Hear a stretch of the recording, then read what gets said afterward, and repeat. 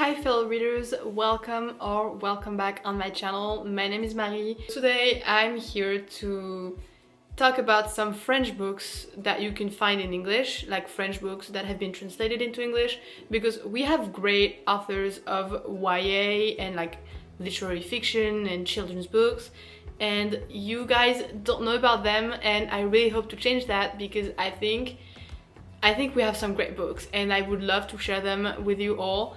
Most of those books, if you know French or like enough to have a conversation, I think that you could try and read them in French. But for those of you who don't know French at all and who are not looking to learn French at all but want to read some French books, well, this video is for you. I had to do a lot of digging to come up with those books and those authors.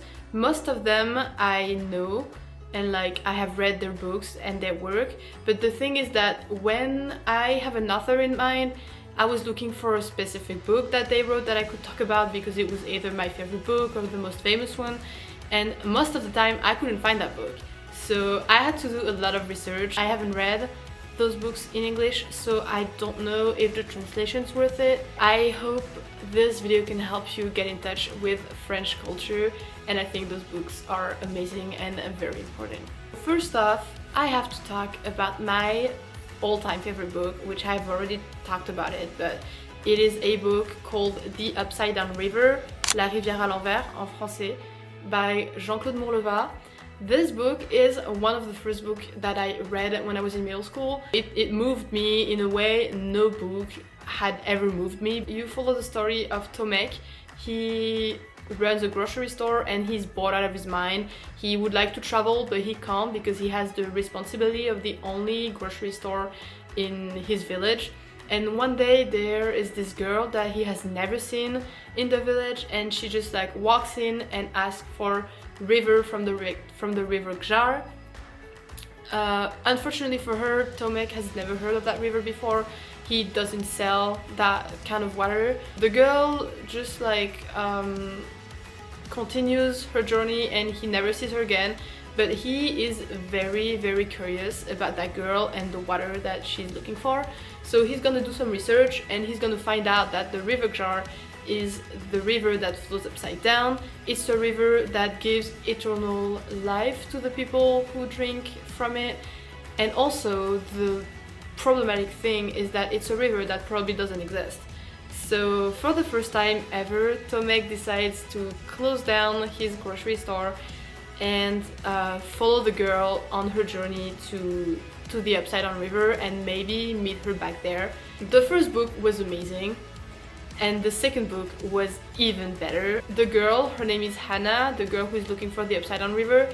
Her backstory is amazing, sad, touching, and like she is a girl who she's brave, she is afraid sometimes, but also she will do anything to get what she wants. And she was such a role model for me growing up because I was a very shy kid, and when I read that book I got stronger reading that book, I guess, which is weird to say because like books are not supposed to have that effect, I guess, on people, but she was my role model, and whenever I wanted to do something and I was scared to do it, I would think of Hannah and the Upside Down River and I would somehow get the courage to do what I wanted. The first book made me want to travel, made me want to discover the world, made me want to see other people, other cultures. That's what Tomek, the boy, like gave me. But Hannah, she gave me the courage to do all those things. She gave me the courage to like live in other countries, learn other languages, discover new people, new places, and it is such an important book in my life. And also, if we get past the fact that it is such an important book for me, that author, J.C Mourlevat, is very well known in France. People love his work. He's been writing since like the 90s, I think. All of his books are great. I'm not sure his other books have been translated into English. I know for a fact that The Upside Down River has been translated into English, but I don't know about his other books. But I think you should check him out because He's a great author, he writes beautifully, and his stories are like each one more original than the last. So that was for my favorite book that I have already talked to you about because I can never shut up about that book.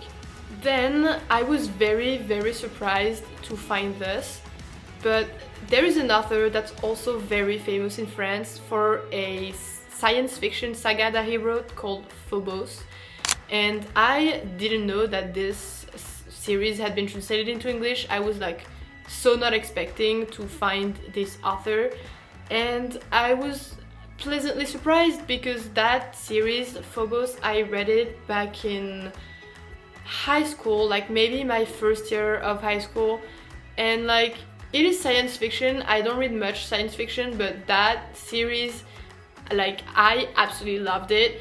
And that author is known for so many books that he wrote, and I think you can find a book that you will like that he wrote.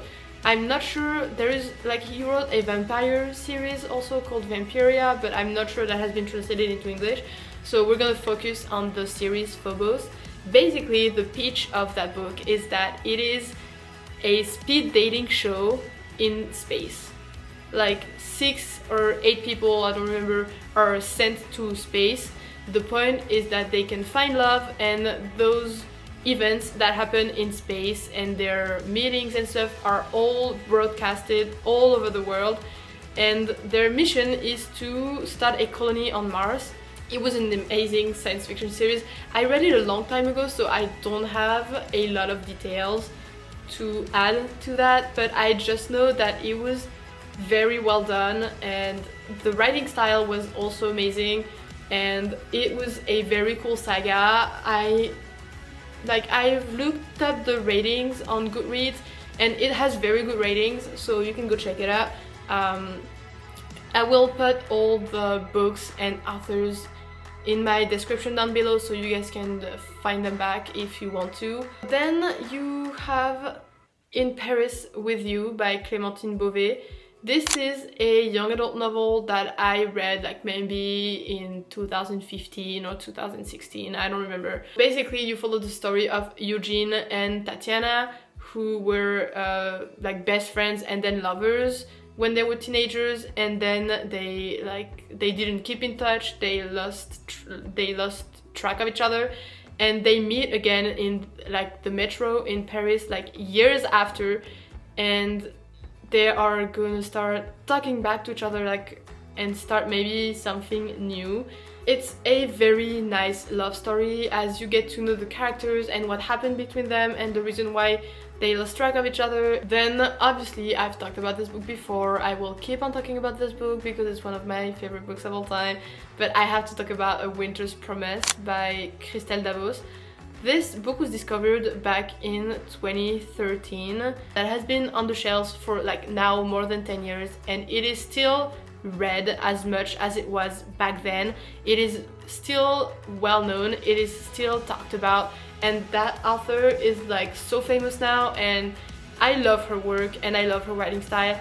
In that story you follow Ophelia, who is a very clumsy girl, and she lives on those arcs because the world has been like shattered into countless of pieces.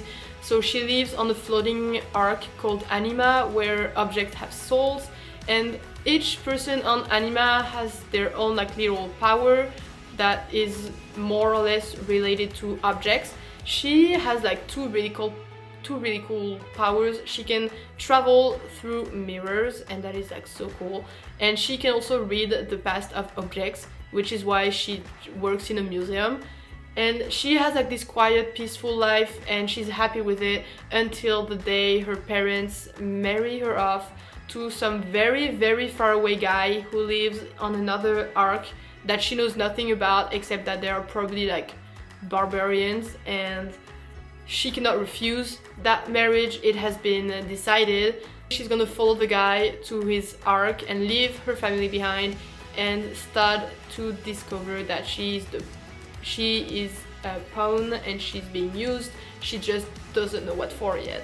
The world building was so intricate and so complicated, and like she worked very hard for that world building, and I haven't read any story since Harry Potter that made me feel like the world building was just like so great. I think if you haven't heard of that saga, you are missing out, especially if you like fantasy. So if you haven't heard of Christelle Dabos, and if you haven't heard of the Mirror Visitor series, I think it's called in English, I think you should check it out, because like her books are great. And the last book that I have in mind is a book that I had no idea had been translated. I read this book back in middle school.